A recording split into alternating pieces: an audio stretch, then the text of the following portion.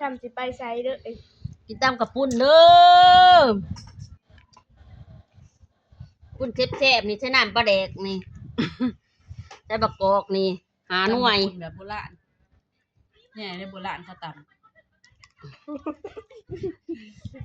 นี่จะบักกอกก็เส้นกระปุ่นฝากเลยเนี่ยแซ่บแซ่บ ไม่แซ่บ แซ่บแต่ว่าไม่แซ่บไม่จะทานเห็นไหมแบบตำแบบโบราณนี่แหละน่าเลยก็ได้อย่างนี้เลยแล้วคุณมาตี้แบบนี้ก็ได้น้องสลัดอยู่สวนบ่เนี่ย นี่นะถือน้ำเปิดกัน นี่ว่าปลูกอยู่สวน กูชวนใจ ดูแล้วก็เงินรถผ้าถุงผ้าหัก ไปอีกล่ะ เปิดกัน ไปหึงน่ะนะ แม่น ผู้หญิง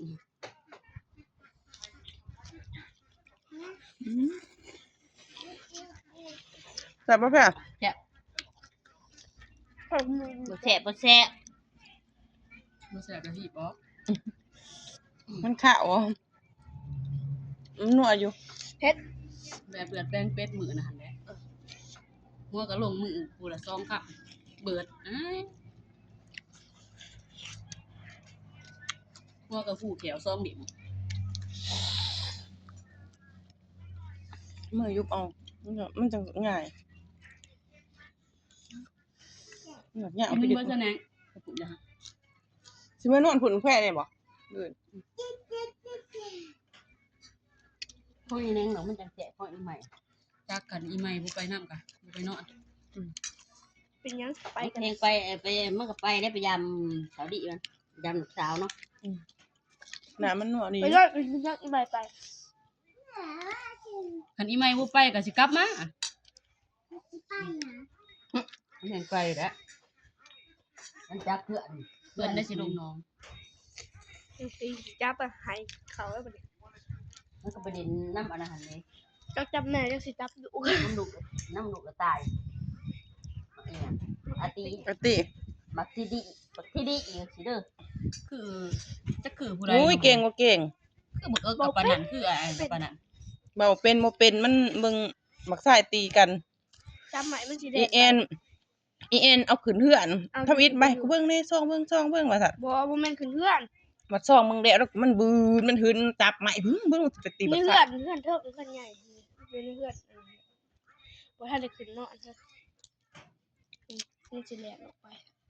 เพิ่งบ่ได้สิขึ้นสิได้ขึ้นแล้วบ่คืออันใหญ่ ปีนี้แหละเรา 3แล้วเด้อสิแล้วเด้อ เรื่องสีกับ ปีใหม่ บัดนี้แล้วก็ติดประตูแล้วก็ทาสีกับติดบัวมันสิติดบัวเลยเด้อ3แล้วเขาสิติดบัวเล จับ ย ถึงก็ยิงบอก ปีใหม่บ่ เป็นหยัง ปีใหม่ขึ้นมั้ง จักแม่ตอนสิมันทันปีใหม่ติดประตูทาสีแล้วก็เลยเทพื้นน่ะเด้ยังแต่ผูก บัดมันขึ้นบอกมันได้สิไปหาตูด มันก็สิอันนั้นให้มันก็สิบ่ออก เว้าแน่เว้าแต่อีแม่บ่ได้เว้าข่อยเนาะ เราจะไปเถอะ เบา เว้าแต่อีแม่กับอีพ่อ จะก็ไปนะ ของบ่ไปแล้วก็คนซื่อสัตย์ ยังไม่สิบอกเขานะ ก็ ไม่สิบอกนี่ก็บอกก็แซ่บ้านน้องแห้งเด้อ นั่นแหละเพื่อเราเฮ็ดเป็นย่อมเนียมนะคันเฮ็ดก็ เราเจ็บก็เชื่ออันนั้น แม่นบ่ได้แล้ว ก็ตายแล้วสิ เฮ็ดกับเบิดง่อยนะ อัน คัน นี้ เฮ็ดบ่เจอนะ มือคุณหลาย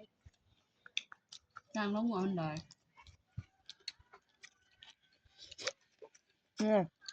บ่เจอสิ ป่ะ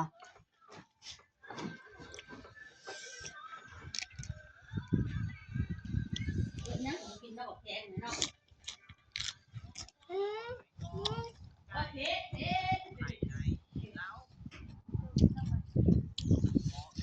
แสบบ่ไหม เผ็ดพอดี กินกับกินมันบ่ต้องจับ ต้องข่อยแซ่บหมู่ อุ้ยเจอน้องประจงกับปูนรีบใบ เผ็ดบ่น่ะบ่ ให้ลงไป เพชรจะบาด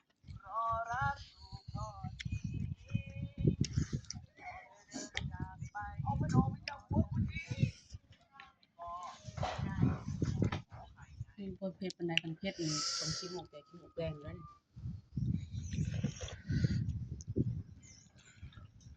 ม มันก็พักเขาแต่แสบเนี่ยนี่คอยหยัดเขาอยู่เพื่อนเขากินเห็นบ่ เดี๋ยวอืออือ ข้าพเจ้าก็กินมาครึ่งนึง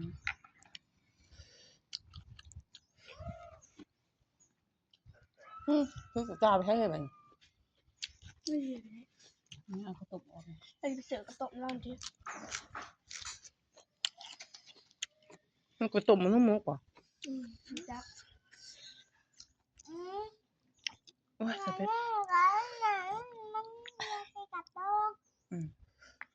บอยมันนี่อย่าที่ แซ่บบ่ไม่เพชรยังคือจังบ่ได้ใส่พริกเผ็ดบ่ สว่างดีเลย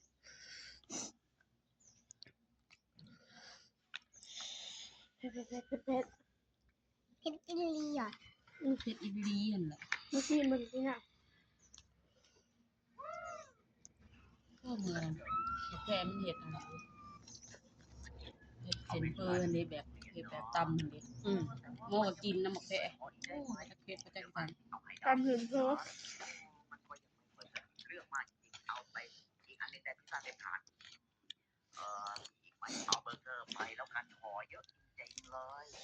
่เผ็ดบ่ หัวเพื่อนกินนะจะได้ไปหาเอาเพื่อนอีกแล้ว แม่บุญเพื่อนใหม่ค่ะ ไม่ก็กินแน่ โอ้ยเอามาซื่อ โอ้เผ็ดแท้ ๆ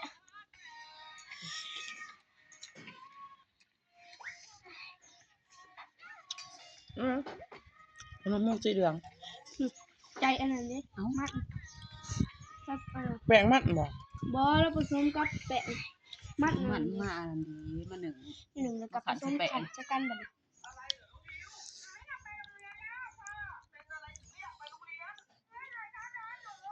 ไปกวาดเขียดบ้านเบิดมือเท้าค่ำไหลเงิน40,000 คายด้วยเอวด้วยคายตลาด ขายตลาดของเสาร์นี้ แซ่บอยู่บ่แม่ เขียทะเลทุ่งสาวนี่มาใครมีแดงให้ก็ได้สวยซีปู เขียดใหญ่นะพวกทง ไปหาจะได้มาเขียนมาอันน้อยที่เนี่ย ก็ตัด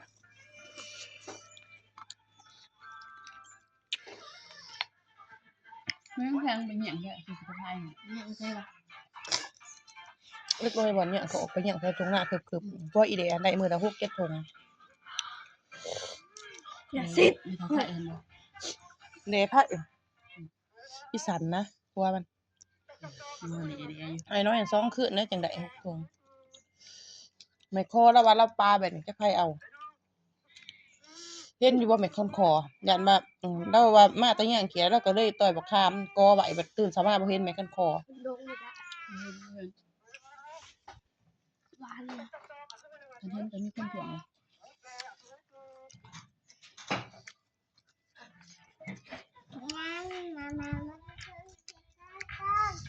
กินว่าคนมุก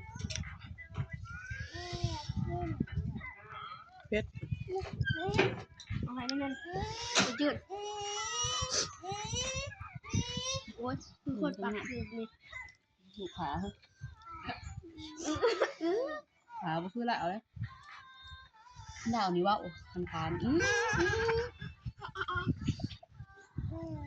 สวย พ่อตัวป้าให้ประชุก อันเดียว คือกันนั่นแหละมึงสิกูสิซิมตัวนี้ ประชุกสิบนี่ มึงสิเอาตัวนั้นบ่มึงสิเอาตัวนี้บ่เอามาเอาสิเอาตัวนี้เอามาตัวนั้นเอามา ใหญ่อันใหญ่ จะได้ตัวนี้บ่เอามาดิจ้ะเอาแล้วก็สิกินตัวนี้มา